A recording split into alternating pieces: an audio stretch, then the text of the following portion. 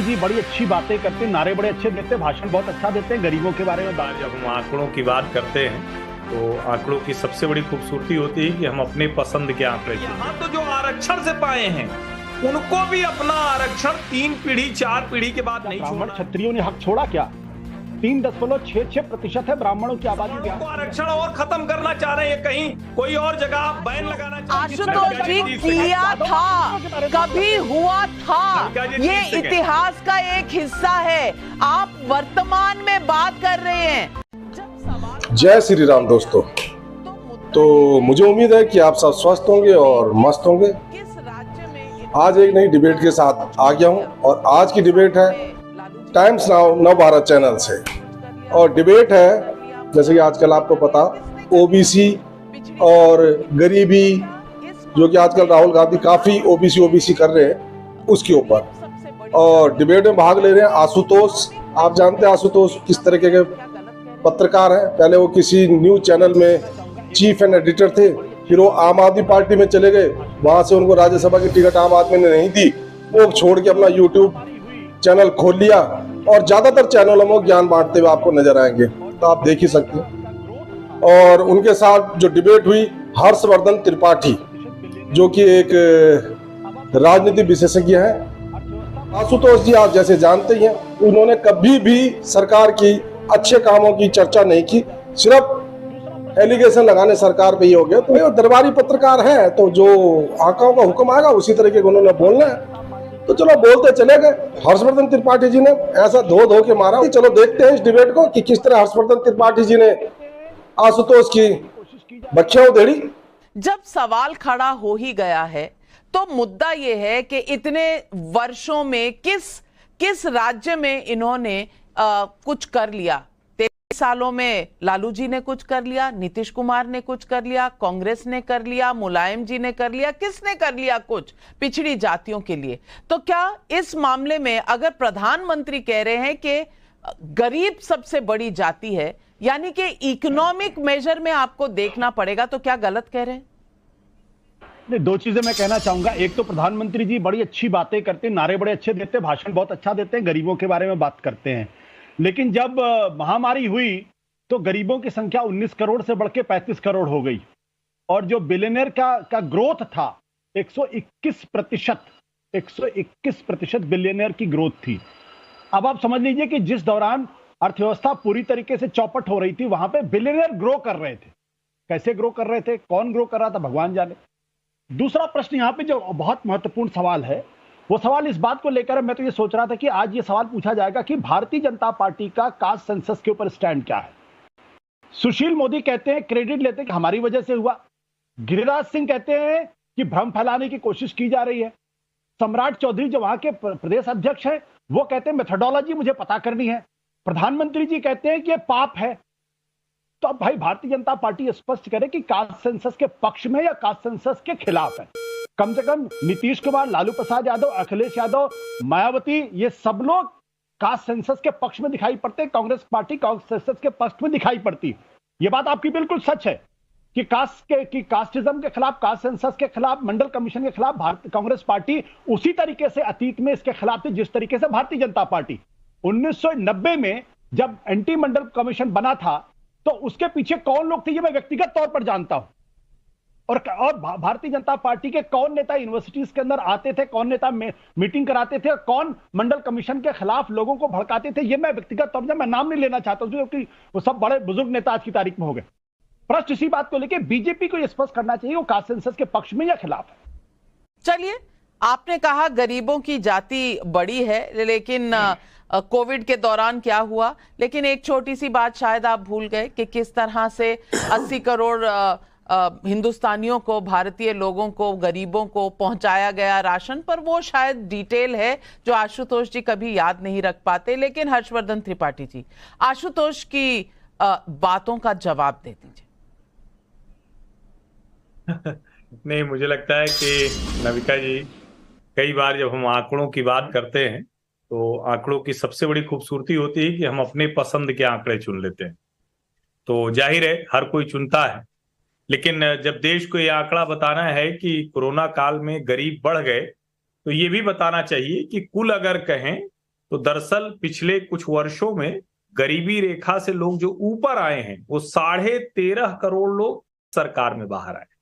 नरेंद्र मोदी की सरकार में 13.5 करोड़ लोग, और वो 13.5 करोड़ लोग जो वापस आए हैं, तो ऐसा नहीं है कि किसी एक सामान्य स्थिति जब दुनिया भर में गरीबी के नीचे लोग जा रहे थे। तो ये जरा जो कहें कि कॉन्ट्रास्ट है, ये समझना चाहिए, नंबर 1। नंबर 2 ये कि मेरा मानना है कि निश्चित तौर पर जाति सच्चाई है, उसकी जनगणना हो गई, बड़ा अच्छा है, लेकिन क्या ये सवाल आज नहीं सबसे बड़ा हो गया है कि जो पिछड़ों में मजबूत जातियां हैं, जो यादव जाति है या कुर्मी जाति है, क्या वो अपना हिस्सा अब छोड़ेंगे? क्योंकि असली मजबूती तो उनको हुई है ना। जैसे कहा जाता है ना कि उद्योगपति ज्यादा कमा लिया, तो भाई उद्योगपति ने कमाया तो आप कहते हैं कि उसके हिस्से से वो CSR दे, लेकिन यहां तो जो आरक्षण से पाए हैं उनको भी अपना आरक्षण 3 पीढ़ी 4 पीढ़ी के बाद नहीं छोड़ना है।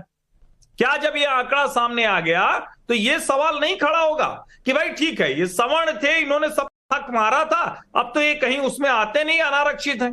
लेकिन अब जो ये OBC वाला है, जिसमें EBC आ गया है, एक्सट्रीमली बैकवर्ड कास्ट, तब प्रधानमंत्री नरेंद्र मोदी की बात समझ में आती है कि भैया गरीबी से लड़ो।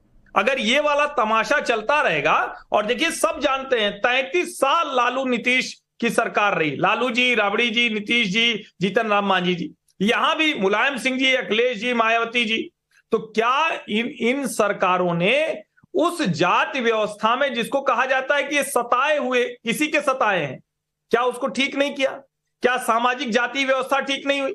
और ये सच है कि जाति आधार पर भेदभाव अनुसूचित जाति के लोगों के साथ हुआ, लेकिन कोई अगर ये कहे, आशुतोष जी मतलब मुझे लगता है कि इस मामले में तो सही बताएंगे, इनको क्या लगता है कि कहीं कोई यादव या कोई कुर्मी है वो किसी से किसी स्तर पर कमजोर है किसी सवर्ण से? आशुतोष जी तो मिर्जापुर, इलाहाबाद कहीं आसपास का बताएं। तो आशुतोष जी जवाब दीजिए, क्या स्थिति है? आशुतोष जी जवाब दीजिए, सीधा सवाल आपसे। देखिए, दो प्रश्न इन्होंने किए। पहले प्रश्न का जवाब तो ये है, इन्होंने कहा कि यादव कुर्मी क्या अपना हक छोड़ेंगे? क्या ब्राह्मण क्षत्रियों ने हक छोड़ा? क्या 3.66% है ब्राह्मणों की आबादी बिहार के अंदर। कितने प्रतिशत उनका कब्जा है, पहले तो ये स्पष्ट। जब क्रीमी लेयर की बात करते हैं तो यादव कुर्मी की बात क्यों करते हैं भाई? ब्राह्मण क्षत्रिय वैश्य की बात करता, हम सारे लोग अपर कास्ट के लोग हैं।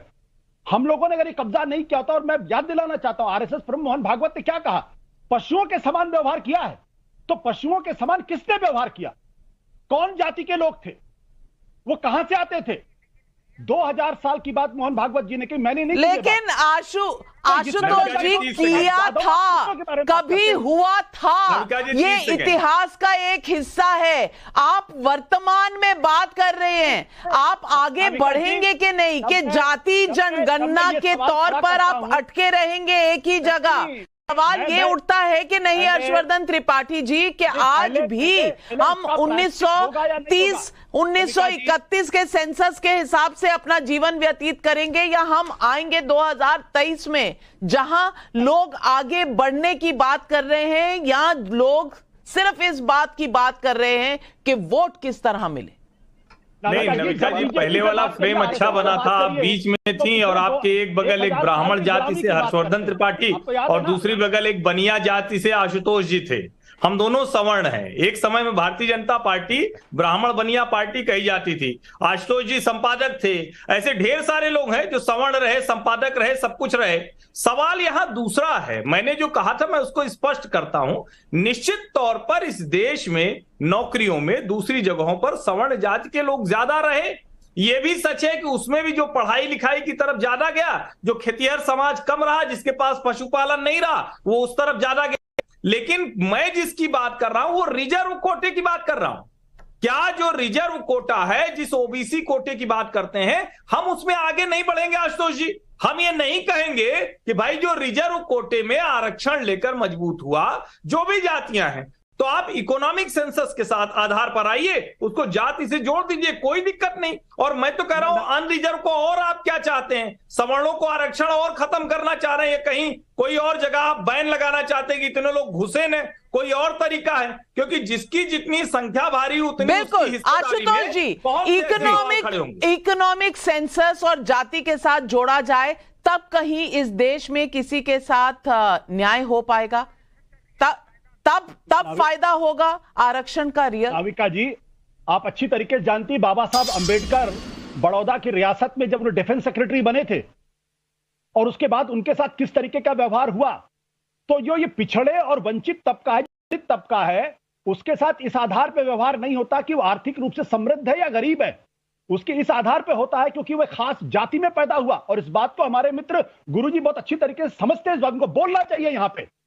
तो जो बाबा मोहन भागवत कह रहे हैं 2000 साल तक पशुवत व्यवहार किया गया, एक बात तो कम से कम हमारे मित्र त्रिपाठी जी, हर्षवर्धन जी कहें कि इसमें बताने की क्या बात है और ना मानने की क्या बात है। ये इस तरह का व्यवहार हुआ, गलत हुआ और ऐसा नहीं होना चाहिए था, लेकिन ये तब की बात थी, आज की बात नहीं है।